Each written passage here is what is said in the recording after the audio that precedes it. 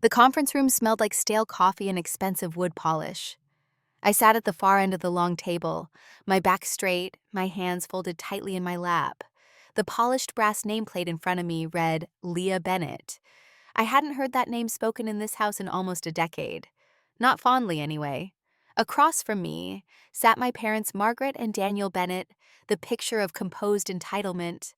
My mother wore pearls and a pale gray blazer, her expression unreadable. My father, arms crossed, nodded politely to the lawyer, but didn't meet my eyes once. Jacob arrived last, of course. My younger brother, the golden child, unshaven in a wrinkled button-down shirt and sneakers that cost more than my rent used to. He smiled faintly as he took the seat beside my father, not even glancing in my direction. The lawyer, Mr. Calling, cleared his throat and began. Per the last will and testament of Mr. Ernest Bennett deceased, we will now proceed to the reading of his final wishes. I braced myself. I hadn't expected to be mentioned. Not really. Not after years of silence and being treated like a stranger. I was here more out of duty to the man who once let me build tree houses with him in the backyard than expectation. But then my name was called. To my granddaughter, Leah Grace Bennett, I bequeath.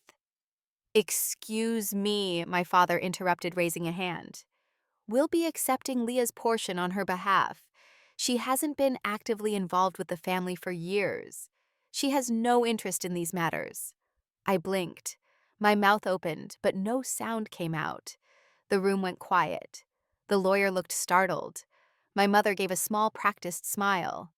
Daniel, Mr. Calling, said cautiously, "That's not how this works." "She won't mind," my father said smoothly. "Leah's independent. She's always said she doesn't care about family wealth." I felt my throat tighten. I couldn't speak. Not because I didn't know what to say, but because I knew if I started, I wouldn't stop. Then from the end of the table, a voice rang out. "Clear. Steady. She'll speak for herself." Everyone turned. It was my grandfather's voice. But it had come from a recording, his face flickering on a nearby screen none of us had noticed until now. The lawyer pressed a button and the video played. Ernest Bennett, my grandfather, stared into the camera, eyes sharp and full of purpose. If you're watching this and someone has attempted to deny Leah her rightful inheritance, I suggest you stop now. I made provisions. I've seen enough. I felt the air in the room shift. My parents froze. My grandfather smiled faintly on screen. This isn't just a will. It's a reckoning. And in that moment, I realized I hadn't been forgotten. I'd been protected. Quietly. Thoroughly. And the reckoning had just begun. I was born first, but I never felt like I came first. In the Bennett household, being the oldest daughter didn't come with privileges. It came with expectations, quiet ones wrapped in polite smiles and backhanded compliments.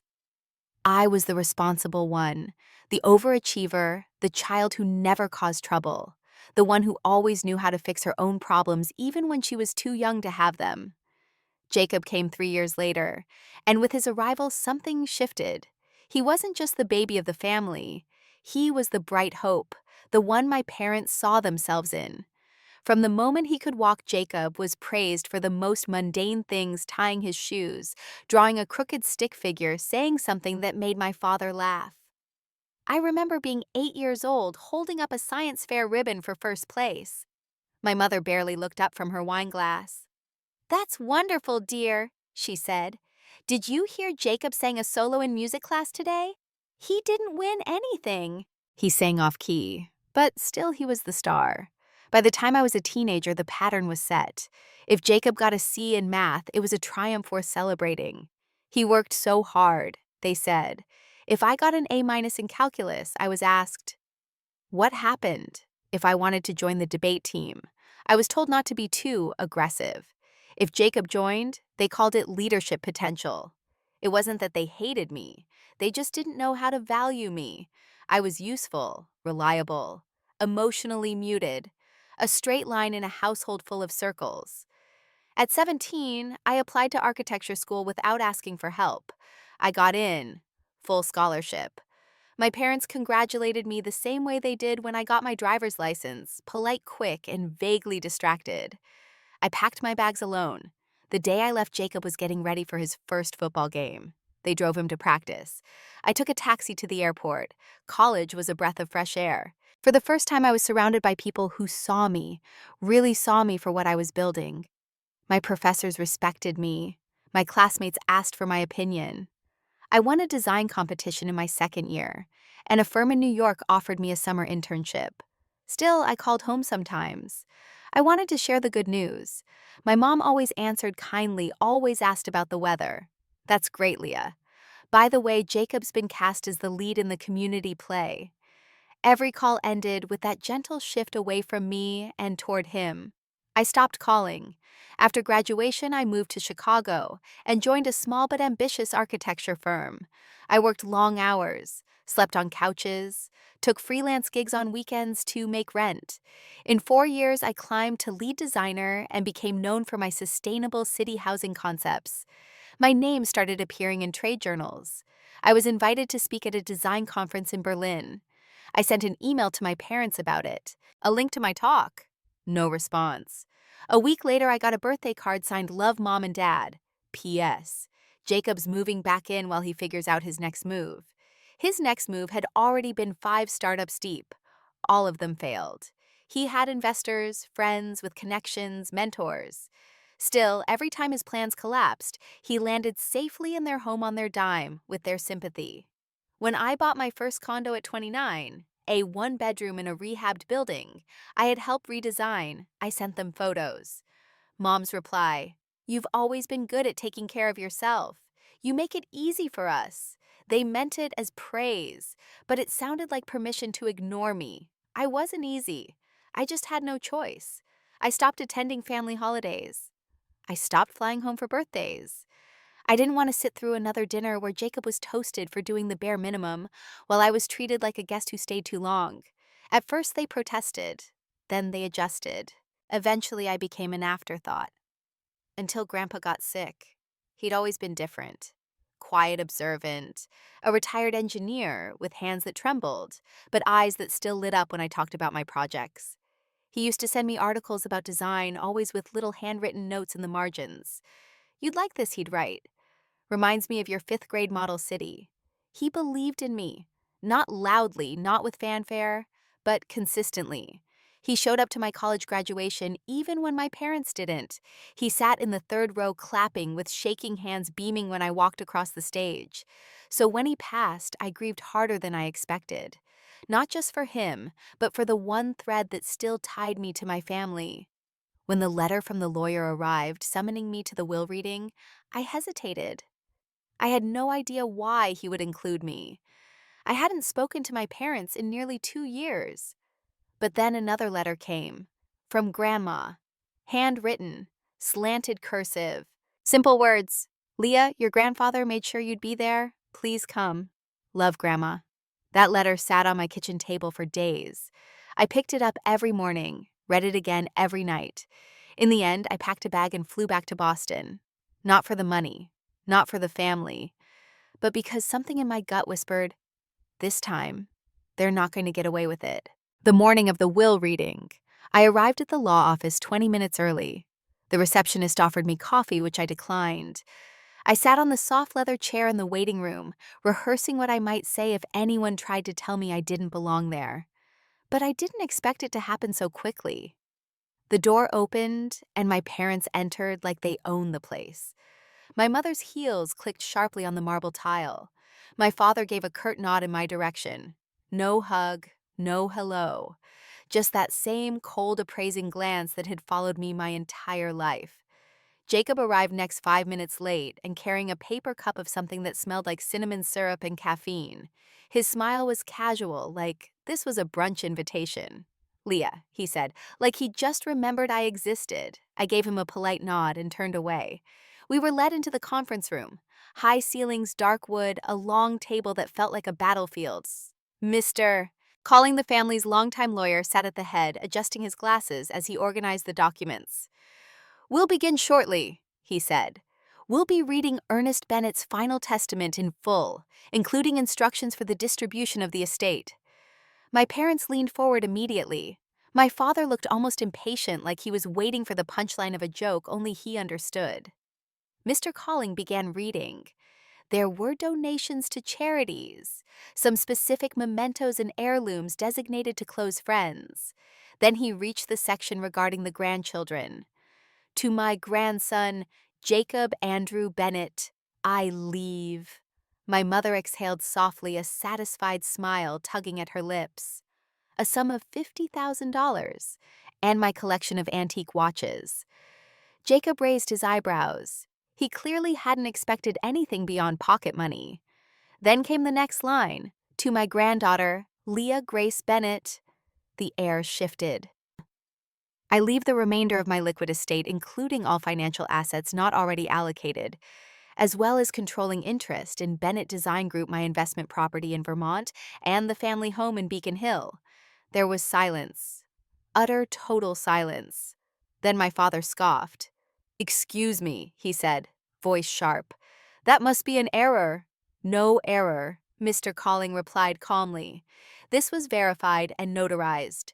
Your father made these changes 8 months before his passing." My mother's mouth was slightly open, as if she were still trying to form words. Jacob looked at me like he didn't recognize me. "This is ridiculous," my father snapped. "Leah hasn't been involved in the family business. She doesn't need the house she doesn't need." "She earned it," came a voice from the end of the room. "Grandma?" She had arrived quietly sometime during the reading and now sat tall and steady in a chair near the window, her purse in her lap. "I was there when Ernest signed the new documents," she said. "He said she deserved to be seen finally." "She cut herself off from the family," my mother hissed. "She moved away. She didn't even come for the last 3 Christmases, because you never invited her." Grandma replied, her voice calm, but like a knife. "And because every time she did show up, you made sure she left feeling like a burden." My father stood up. "This is absurd." She manipulated him. "She didn't need to," Grandma said. Ernest saw what was happening long before he got sick. He watched Jacob squander every opportunity while Leah built herself from the ground up. I could barely breathe. My mother turned to me. Her tone shifted instantly, soft, sweet, desperate. "Leah, darling, you don't need all of this. What would you even do with a house like that? Or with the business shares? You're an architect. You're too busy." I said nothing. Jacob finally spoke. "Wait, so she gets everything? You're giving her the business?"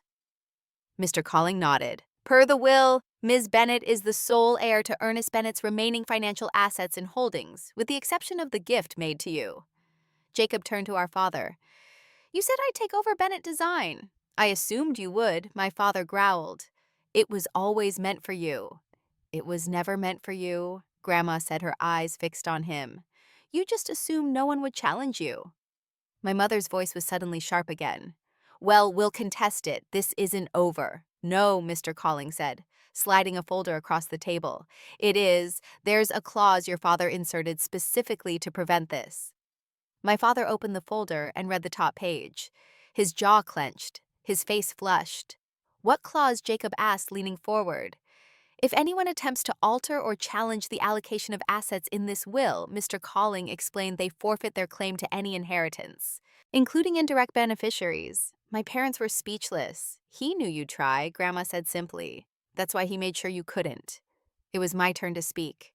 "I didn't ask for any of this." I said, my voice quiet but steady.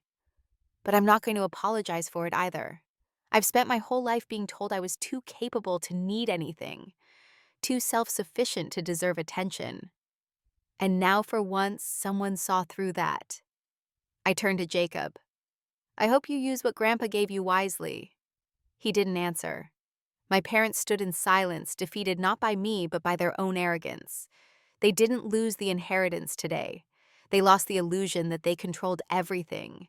And in that conference room, for the first time in my life, I felt taller than all of them.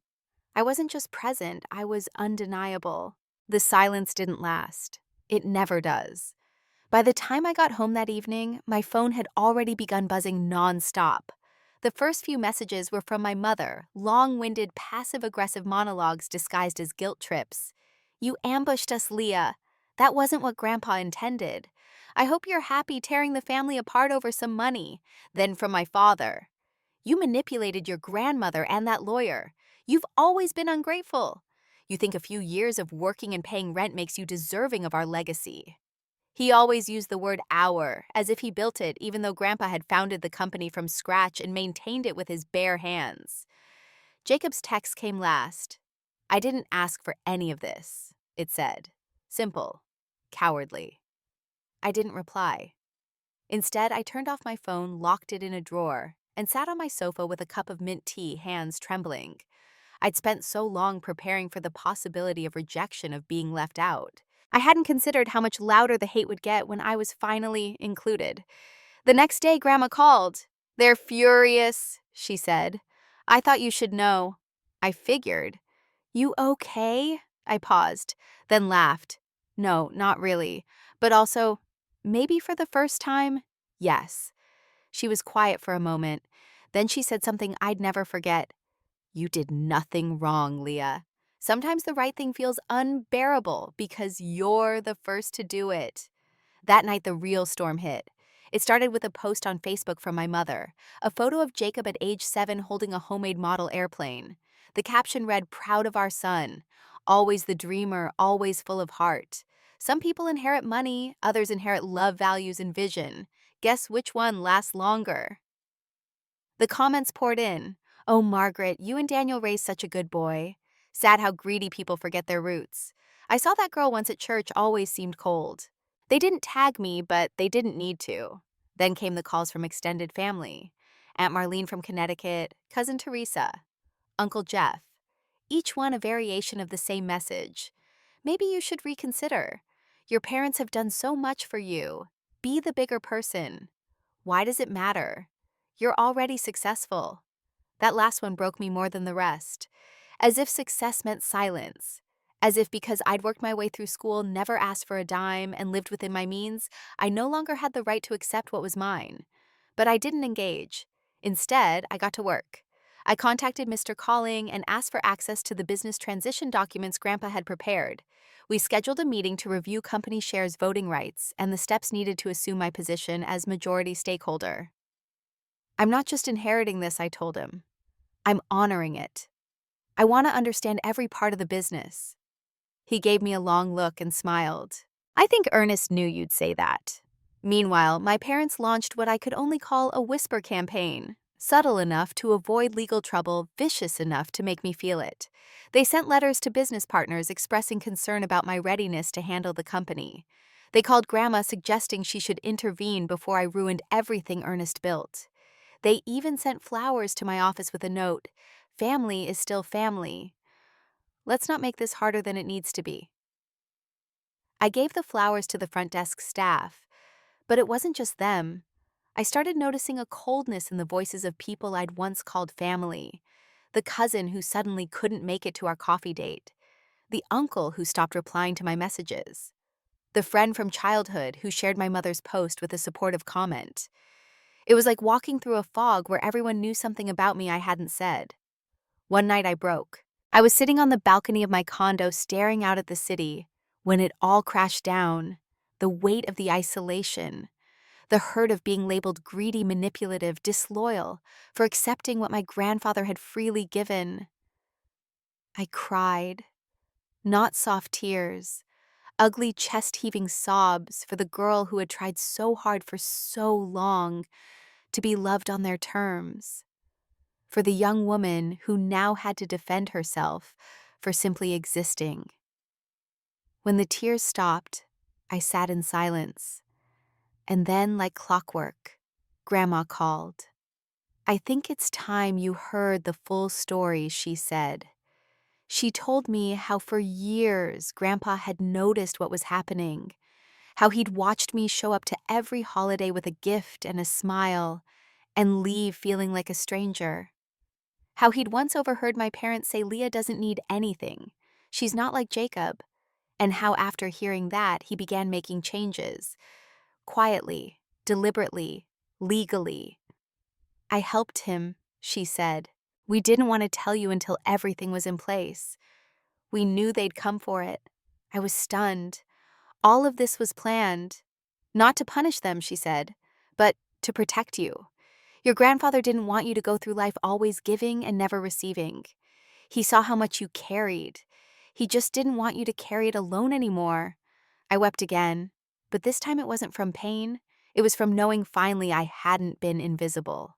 I had been watched, loved, trusted. And now I wasn't going to back down. The backlash was brutal, but it didn't break me, because I had one thing they'd never truly given me a voice, and I was just getting started. The next morning, I took the day off work. Not because I couldn't function, but because I knew something had shifted. Something deep. I needed clarity, space, and most of all, I needed to understand the full scope of what Grandpa had done. I drove out to his old study, the small brick cottage behind my grandparents' main house that had been his retreat. Grandma had given me the key the night before. "He left things for you," she'd said softly. "He didn't want you to feel alone." The cottage smelled faintly of cedar and ink. His desk was exactly as I remembered it from childhood visits, organized chaos. Piles of legal documents, classic novels with folded corners, and a half-burned candle in a glass holder. There was a letter on the desk, my name written in blocky, unmistakable handwriting. Leah. My hands trembled as I opened it. Inside it read, "My dearest, Leah. If you're reading this, then the will has been opened. I imagine things are already difficult.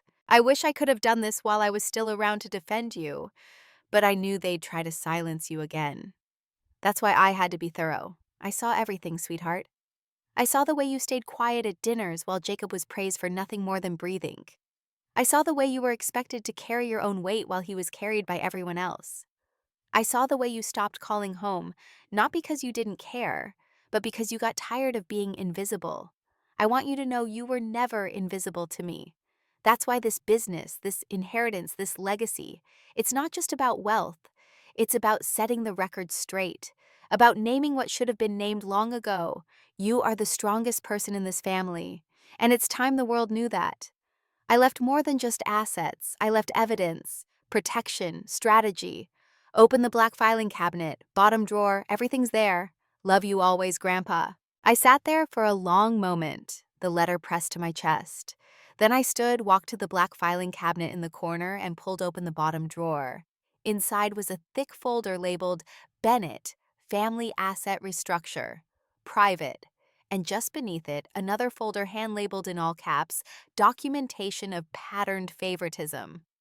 I stared at that label. Then I opened the second folder first. Inside were years of notes in Grandpa's handwriting, printed emails, photos, transcripts of conversations Grandma had secretly recorded with my parents with Grandpa's quiet blessing. In one, my father said to Grandma, "She doesn't need anything. She's too proud, always trying to prove she doesn't need us." "She's not proud," Grandma had replied, voice low and tight. "She's surviving." Another document detailed an investment fund Grandpa had set up in my name, a trust shielded behind legal firewalls, untouched by my parents' knowledge or influence. It had been growing quietly since I was 17, over $450,000. Tears blurred my eyes, not for the money, for the preparation, the protection, the love that had existed all along disguised in the form of files and quiet foresight. I moved to the first folder next. This one held the full plan for the company. Grandpa had ensured that upon his death, his shares would pass directly to me, not to be held jointly, not to be transferred through my parents, just me. There was also a notarized letter explaining why. Leah understands this company. She built her career. She has experience in real markets. Jacob, for all his charm, has never held a job longer than 6 months. My business will not become another one of his passion projects. My daughter and son-in-law have asked me repeatedly to shift my holdings to Jacob's name. I refused. I will not allow favoritism to destroy what I spent 50 years building. I read it again, and again, and again. Because for the first time in my life, I was not being asked to fight for acknowledgement. It had already been given, in documents, in signatures, in structure. This wasn't about revenge. This was about truth. Grandpa had left a legacy designed not only to provide, but to correct a lifetime of imbalance. Later that night, I called Grandma. "I found it," I whispered. She didn't ask what. She knew. "You were always his mirror," she said. Quiet strength, focused, watchful. But he knew quiet didn't mean weak. He wanted you to know that. Why didn't he ever say it out loud? Oh, honey. He tried. You just couldn't hear it through all the noise your parents made. She was right. All those years I had been so focused on trying to earn what Jacob was given freely, I didn't realize someone was already giving me something better: trust. That weekend, I took the next step. I emailed the board of directors at Bennett Holdings, introducing myself formally as the majority shareholder. I didn't use aggressive language, just facts. My grandfather's letters, my professional resume, the legal documents confirming the share transfer. I offered a meeting. They accepted. I prepared for 3 days straight, presenting a strategy for how I would gradually assume leadership, not with a shakeup, but with collaboration. At the meeting, one of the senior partners, a woman in her 60s, leaned back in her chair and said, "You know, your grandfather used to say Leah won't ask for the stage, but when she gets it, no one will forget her." I see what he meant now, and in that moment, I knew. The reckoning wasn't just about inheritance. It was about taking up the space I had always been told to shrink from. It was about rewriting the story, not just of my family, but of myself. It was a Thursday afternoon when the doorbell rang. I was in the middle of drafting design options for a community housing project, something I'd taken on as a passion piece through the firm, when I heard it. Not a knock, a ring. Firm, repetitive, like whoever stood on the other side had no intention of leaving quietly. I opened the door. My mother stood there in a pale blue coat and high heels she couldn't quite balance in. Her lipstick was too bright. Her eyes were tired, but fixed. My father loomed behind her arms, crossed jaw tight, looking like a man trying to hold back an explosion. Jacob wasn't with them. "Leah." My mother began, her voice already coated in practiced sympathy. "Can we come in?" I stared at them for a long second, then stepped aside. They walked in like they still owned everything around them, their eyes skimming over my apartment like it was something to be assessed for resale. My father barely waited for me to close the door. "You need to fix this," he said. I blinked. "Fix what?" "The company, the will, all of it," he said, voice rising. This wasn't how it was supposed to go. My mother jumped in. "We've spoken with a family attorney. There's still time to reassign the estate distribution. The trust documents can be reevaluated." I stared at her. "You're still trying to undo Grandpa's wishes, Leah," she said, smiling that same hollow smile she always gave me before saying something cruel: "Be reasonable." He was sick, confused. "You know how sentimental older people get toward the end. You mean when they start making things right?" I said calmly. My father's fists clenched. "Don't be clever. I'm not being clever. I'm being direct," I replied. Grandpa made his intentions clear. He prepared for this. "You think this is about fairness?" my father snapped. "That man spent years doting on you in secret, setting up accounts, making recordings. He didn't trust us, his own children. Maybe because you gave him reason not to," I said. For a moment, silence. My mother stepped forward. Her tone softened. "Leah, you don't understand the pressure we've been under. Jacob's struggling. He needs direction. He's not like you." "I know," I said. "He was never asked to be. You've always been so independent." "You never needed our help," she said, almost pleading now. "You always found your way. That's why we focused on Jacob. He needed us. And I didn't," I asked. Her face froze.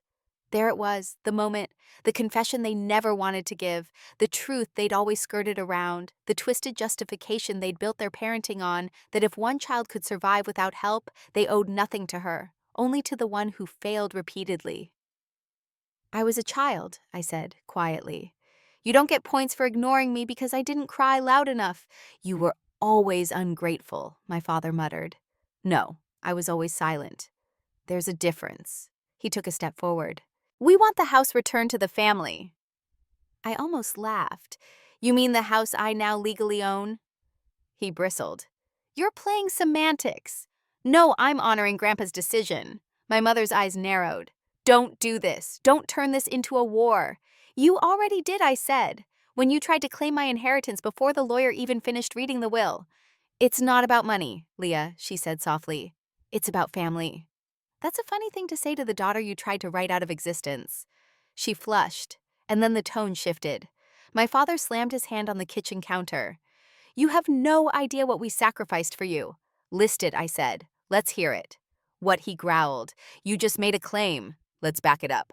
Tell me what you sacrificed for me." "Name the things." He stared at me. "That's what I thought I said. You raised me, yes. You fed me, housed me. You did your job, and when I didn't need you anymore, you resented me for it." "You owe us," he said through gritted teeth. "No, I don't," I replied. "Grandpa made that clear. And now legally and emotionally, I don't owe you a thing." "You'd really choose this," my mother whispered. "Choose money over your family." "I'm not choosing money," I said, stepping forward. "I'm choosing boundaries. I'm choosing peace.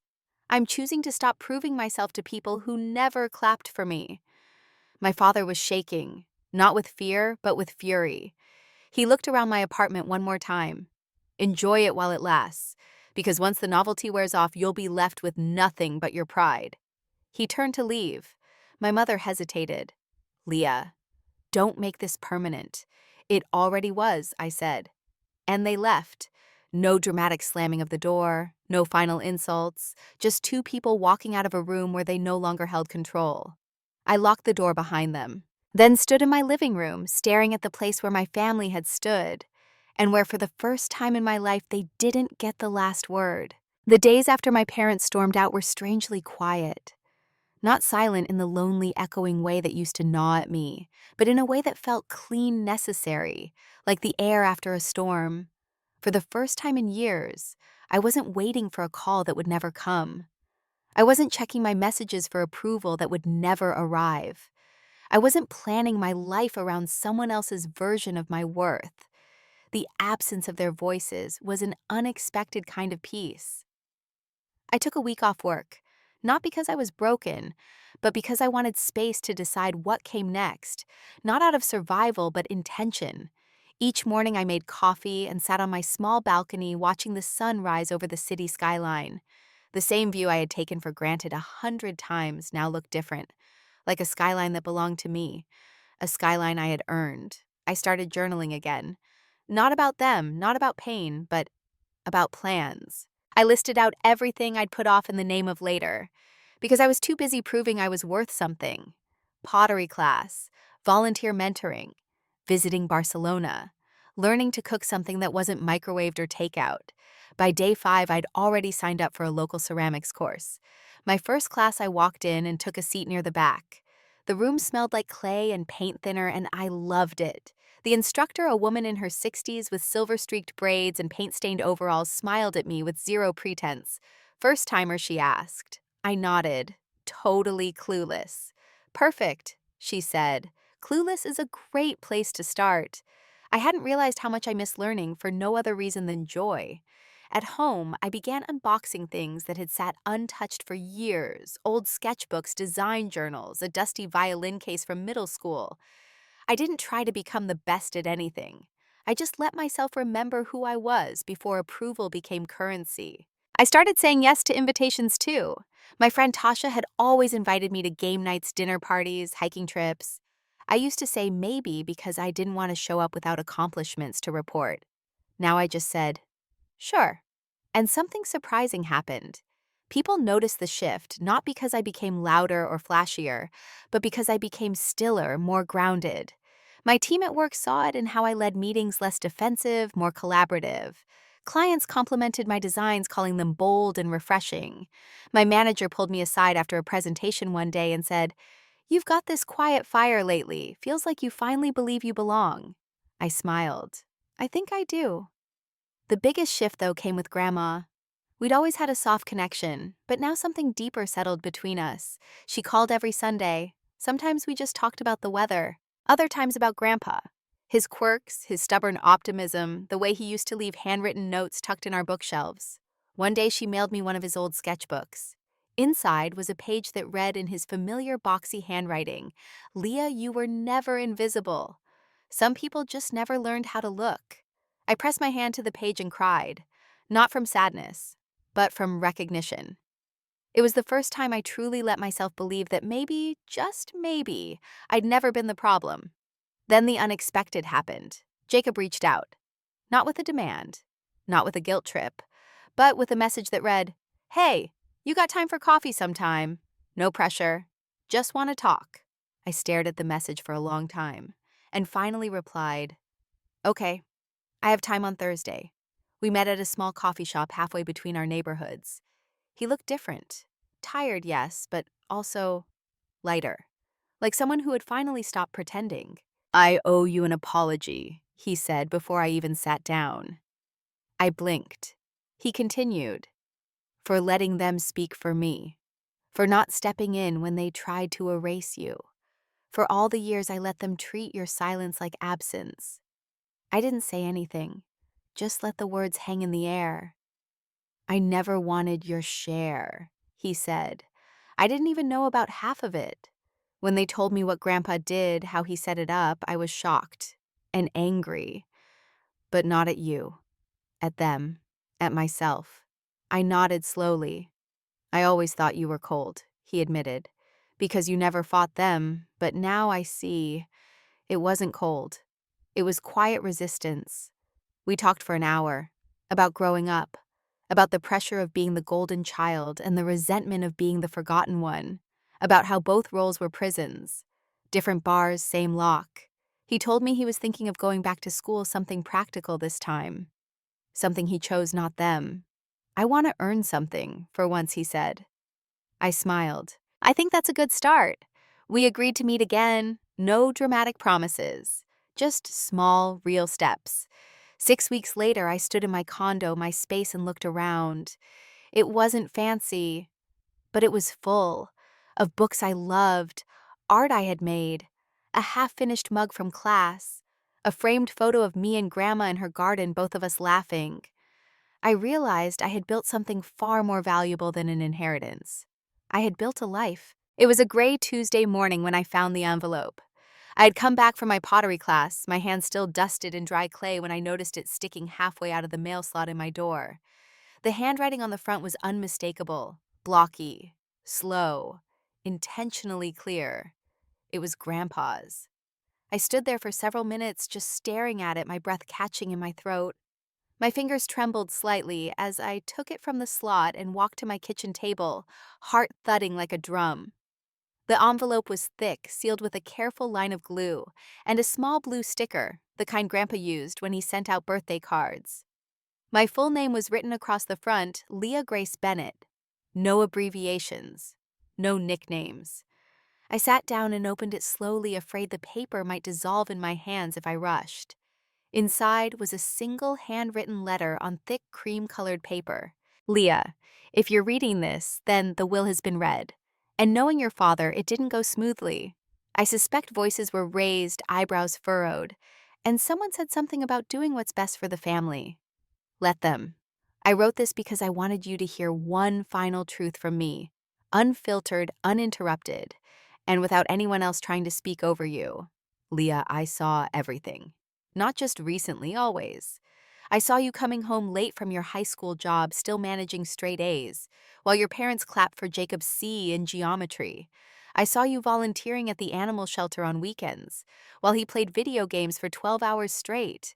I saw you quietly celebrating your university scholarship while they were too busy trying to figure out which startup your brother would probably launch. I saw how invisible you were made to feel, and how you carried that weight without making a sound. But more than that, I saw something else, something they never understood. Strength. Not loud, flashy strength, quiet, resilient strength. The kind that rebuilds itself when no one offers help. The kind that doesn't wait for recognition to do what's right. Leah, that's why I did what I did in the will, not out of pity, out of respect. You earned every inch of that legacy, not by what you took, but by what you gave, and how you never demanded credit for any of it. You were never greedy, never vindictive. You simply wanted space to breathe, a chance to stand in your own light. Now you have it. They may try to rewrite the story. That's what people like your parents do, but the truth is already written in legal documents, in the people who know the real you and in you yourself. I trust you, Leah, not just with the money, but with the legacy of this family. Yes, I said legacy, not because you carry our name, but because you carry the values I always hoped would survive when I was gone. You listen. You think before speaking. You act with integrity even when no one is watching. You are not perfect, and I never wanted you to be. I just wanted you to know you were seen. And I hope, God, I hope you feel that now. Please take this as permission if you need it to live loudly, to stop shrinking, to stop apologizing for taking up space. The world needs more people like you, the kind who speak truth without a bullhorn, who lead by showing up, not showing off. As for Jacob, I hope he learns. He's not a bad boy. He's just been handed a life with no roadmap, and he keeps getting lost because no one ever made him hold the compass. If he comes to you with humility, hear him out. But don't carry him. That was never your job. As for your parents, well, you know them better than I do. But I'll say this, they always wanted a daughter who needed them. And they got one who didn't. That scared them more than they'd ever admit. But it made me proud. I'll end with this. There's a drawer in my study at the lake house, second from the bottom on the left. Inside is something I kept for you. Something from your childhood. I don't know if it'll matter, but I saved it anyway. You'll know it when you see it. Love always, Grandpa. I read the letter twice, then a third time. My hands stayed still, but the tears started silent clean. It wasn't just what he wrote. It was the way he wrote it. No flowery language, no performance. Just truth. Just him. He had seen me, not through the lens of guilt or obligation or tradition, but clearly, and it changed everything. I made the drive to the lake house that weekend, alone. No GPS, just memory. The road was familiar, lined with tall pines and a dusty gas station that had probably never updated its coffee machine. When I arrived, the cabin was quiet, almost untouched. Dusty, but warm. The air smelled like cedar and old books. I went straight to the study. The drawer opened with a soft creak. Inside was a small worn cardboard box, the kind used to hold jewelry or keepsakes. I opened it slowly. Inside was a laminated drawing. I gasped. It was the picture I drew when I was 7.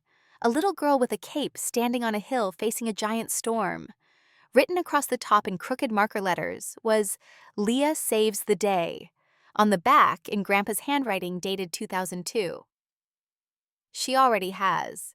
I closed the box and held it against my chest. I didn't need to wonder anymore if I mattered. I didn't need to wonder if someone saw me. He did. And he left me a mirror in which I could finally see myself clearly. 6 months later, I stood in front of the community center's new mentorship wing, a bronze plaque freshly mounted beside the entrance. The sun was just starting to set, casting a warm amber light across the sidewalk. I stepped back and read the engraving aloud, my voice catching just slightly. The Ernest Bennett Fellowship, for young women who dare to build. It had taken months of paperwork, meetings, and legal consultations, but it was finally real. I'd used a portion of my inheritance, my legacy, to create something lasting. A fund that would support girls from underserved backgrounds in business design and leadership. Girls who, like me, had learned to be strong in silence. Girls who didn't need to shout, but needed someone to listen. I didn't tell my parents about the dedication. They hadn't spoken to me since the night they stormed out of my apartment. Not a call, not a message. Jacob said they were still angry, still convinced I had manipulated everything. But I no longer carried the weight of their disappointment like a chain. Some silences are peaceful. Others are prisons. I had left that prison behind. Jacob and I stayed in touch, slowly, carefully. We weren't magically close overnight, but we were real with each other. Some weekends we met for coffee. Other times he'd send me photos of his assignments or screenshots of his grades. He was studying business analytics, now working a part-time job at a local tech firm. And for the first time in his life, he sounded proud of something he'd earned. He once told me, "It's weird starting over at 26, but it's also the first time I feel like I'm writing my own story." I told him, better late than never. Our relationship wasn't built on the past. It was built on what came after the silence, the choice to show up. As for Grandma, she remained my anchor. Every Sunday, like clockwork, she called. Sometimes we just talked about recipes or weather. Other times we'd reflect on Grandpa, the fun, the family that once was, and the one we were building now. "I'm proud of you, sweetheart," she said one evening. "You didn't just inherit something, you transformed it." Those words stayed with me. I moved into a slightly bigger apartment in a quieter neighborhood filled with plants. I actually remembered to water, and shelves lined with books I chose for joy, not for approval. I hung up Grandpa's sketchbook page. She already has above my desk. I started therapy again, not because I was broken, but because healing is a process, not a destination. I learned to name what I felt: grief, relief, pride, peace. Some days I still had flashes of that old ache, the need to prove I mattered to people who never truly saw me. But now I let it pass, like a distant bell, a reminder of a place I used to live in, not where I belonged anymore. I spent my evenings teaching workshops through the fellowship, mentoring girls who reminded me of the person I once was. The ones who stayed after class to ask quiet questions, who said sorry too much, who hadn't yet realized their strength was not a flaw. And every time I looked at them, I thought of Grandpa. He didn't just leave me money, he left me a map. He left me the space to walk forward without needing to look back. He left me the gift of voice, and now I use it. Not to shout, not to prove, but to guide, to steady, to build. Because in the end, family isn't just who you come from, it's who shows up. It's who sees you without having to be told where to look. And love. Love isn't always loud. Sometimes it's a hand on your shoulder in a quiet room. Sometimes it's a folder in a locked drawer. Sometimes it's a letter written in ink that outlasts pain. So here I stand, not as the forgotten daughter, not as the silent one, but as Leah Grace Bennett, a builder, a voice, a woman who no longer needs permission to take up space, and I intend to fill every inch of it.